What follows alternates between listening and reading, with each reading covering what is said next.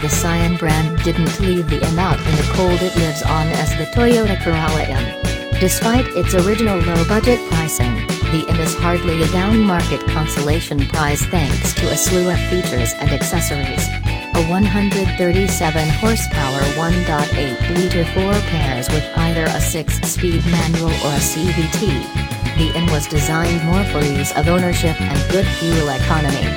A 6-speaker Pioneer audio system and 7.0-inch touchscreen should please audiophiles and tech lovers alike. The M is a 4-door hatchback built on the same basic platform as the Toyota Corolla, only on a 3.9-inch shorter wheelbase and with an independent rear suspension replacing the Corolla's torsion beam axle.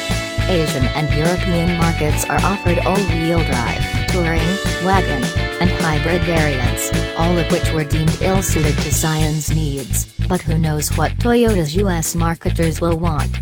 We do know we want more power, however. The lazy 1.8-liter 4-cylinder under the hood generates 137 horsepower and 126 pounds-to-foot of torque, about the same as in the Corolla Eco.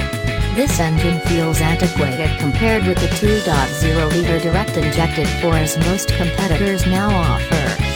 In our test car, it was mated to a continuously variable automatic transmission (CVT) that, as in the Corolla, offers 7 distinct ratios in sport mode.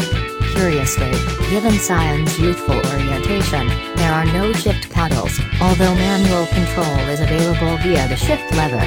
We're not big CVT fans, but this one is more agreeable than most, in that the car doesn't drone at constant high RPM during hard acceleration. This helps the M land at the quiet end of the compact hatch spectrum in our noise measurements. One reason automakers use CVTs is to improve fuel economy. In this case, the payoff is 1 mile per gallon better than the manual shift model, both in EPA ratings and in our tests, where we achieved 28 miles per gallon.